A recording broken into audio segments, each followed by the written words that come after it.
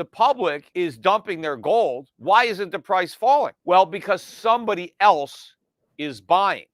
Somebody who knows a lot more than the people who are selling. Who is doing that buying? It's central banks. It's foreign central banks. They are the big buyers. That's one reason that silver is nowhere near an all-time record high. Silver is still below $24 an ounce, less than half of its record high, because the central banks aren't buying silver. They don't want to store silver. They buy gold. That is the monetary asset that they are loading up on. And if central banks are buying, there is a reason they are doing it. In Wednesday's early New York session, gold prices remained near $2,140 as the United States ADP Research Institute reported lower private payrolls in February than market expectations. Despite Federal Reserve Chair Jerome Powell avoiding offering a concrete timing for rate cuts, the precious metal continued its upward movement. However, prominent American stockbroker Peter Schiff observed a lack of retail participation in the gold rally, noting that the public has been selling gold throughout the surge. Despite this observation, analysts at Citi remain optimistic, describing themselves as medium-term bullion bulls and assigning a 25% probability of gold averaging a record $2,300 per ounce in the second half. Peter Schiff suggests that central bank buying, particularly from foreign central banks, drives gold's rise. He emphasizes that central banks are purchasing gold to reduce their holdings of U.S. dollars and hedge against currency devaluation. Notably, gold reserves at the People's Bank of China rose by 10 tons, marking the 15th consecutive month of additions and bringing total gold holdings to 2,245 tons. Similarly, the Reserve Bank of India added nearly 9 tons, the first monthly increase in its gold reserves since October 2023, and the largest since July 2022, bringing its total gold holdings to 812 tons. In contrast to gold, Peter Schiff notes that silver has not reached an all-time high and remains below $24 an ounce. He attributes this difference to the lack of significant central banks buying silver, as central banks typically prefer to accumulate gold as a monetary asset. Let's delve into key moments from Peter Schiff's interview with these video clips. Today, gold finally set a new all-time record high. Again, we're talking nominal highs. The new high today was 2,140 and change. Not sure the exact price, but we took out the old high, which was set in December of last year, which was about 2,135. Now, the largest gold ETF, GLD, actually hit a new record high last week, because on that December night when gold traded 2135, it was outside of U.S. stock market trading hours. So the ETFs never got to trade that high. By the time the U.S. markets opened, gold had backed off. And so the ETFs made their new high last week. Now, what's unprecedented really about gold's new high is that there's no fanfare, there's no media coverage, there isn't even any retail participation. Not only is the public not buying into this rally, they've been selling during the entire rally. In fact, going into or looking at the ETFs, the gold ETFs, there's been net outflows of these ETFs every week this year. The public keeps on selling as gold keeps on rising. That's not normal. Normally, the people buy on the way up, they sell on the way down, right? That's wrong, but that's human emotion. When gold's going up, they get excited and they buy, and when it goes down, they get worried and they sell. Well, gold's been going up, and they're not buying. They are selling. Now, if everybody is selling, how can the price of gold be going up?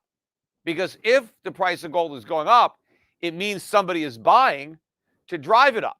And if the public is dumping their gold, why isn't the price falling? Well, because somebody else is buying. Somebody who knows a lot more than the people who are selling. Who is doing that buying? It's central banks. It's foreign central banks. They are the big buyers. That's one reason that silver is nowhere near an all-time record high.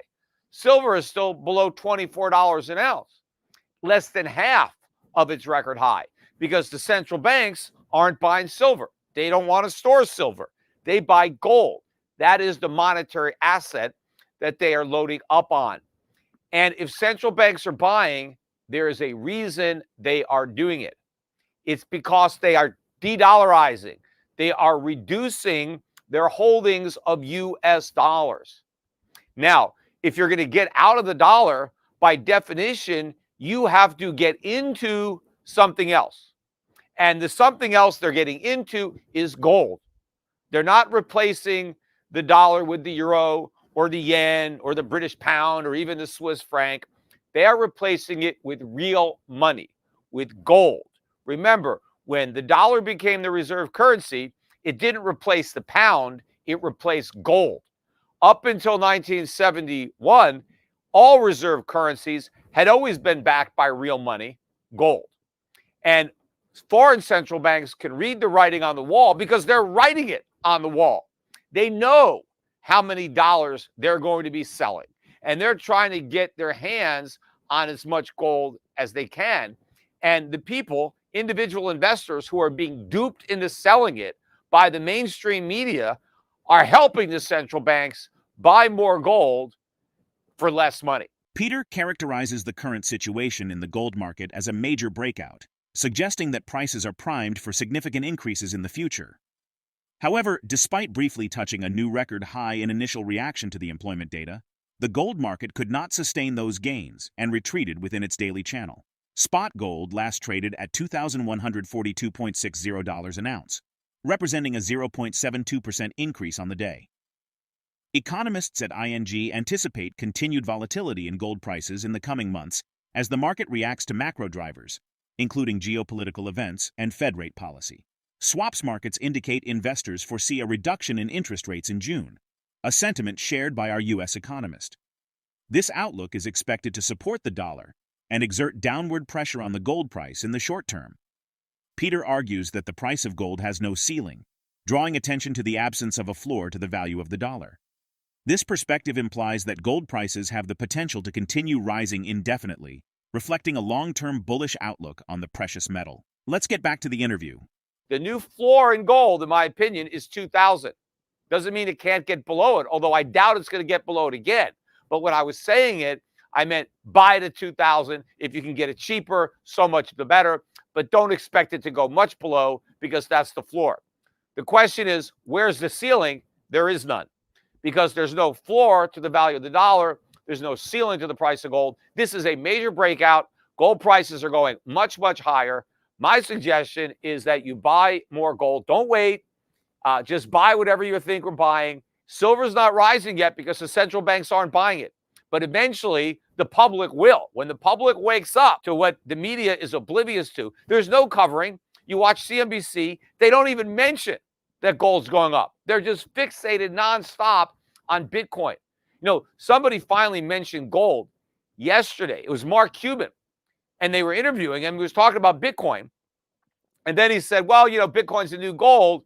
And he said he buys Bitcoin over gold all day, every day. Like gold is worthless. We got Bitcoin. Bitcoin made a new high today, like gold, but for different reasons. Not only did they have different reactions, but it was a different reason. Gold is going up because central banks are buying, because the dollar's days are numbered, because inflation is going to run out of control. Bitcoin is going up because there's a mania. It's going up because fools who don't know any better are being led like lambs to the slaughter by the Wall Street money machine into these ETFs and out of gold, out of their gold stocks. It's what everybody is selling to buy into these ETFs. That's what you want to buy. The public is doing it ass backwards. The smart money is taking advantage of their gullibility, their ignorance, their greed. And today is just a small taste of the downside that we're going to get in Bitcoin, especially when money starts coming out of those ETFs. The people who are buying the central banks, they don't care. They don't care about the price. They just need the gold. They're trying to get rid of their dollars, right? And they're not going to replace it with pounds or euros or yen. They want the real thing. They want gold. So you want to buy your gold. But if you're more aggressive, right? If you're like me, I wasn't adding to my physical gold last week. I added significantly to my gold mining stocks. And even though they've had a nice bump since I was buying last week, they're still very cheap. They're way below where they were in December of last year when gold was lower than it is right now, and even more significantly below where they were at prior peaks. So if you're risk seeking, if you're aggressive and can afford the downside, because what if I'm wrong? Gold stocks are a lot riskier than physical gold. It's a whole different ballgame, but it's a ballgame I want to participate in too because of the risk reward. Powell reiterated that interest rates have peaked and may decrease this year, but not immediately. According to the CME FedWatch tool, market expectations for the Federal Reserve's monetary policy remain consistent, with a roughly 70% chance of a rate cut in June. How do you anticipate this influencing gold prices in the near term? Share your thoughts in the comment section. If you liked the video, please subscribe to our channel, and remember to activate notifications by hitting the bell icon. Your participation means a lot to us. Thank you.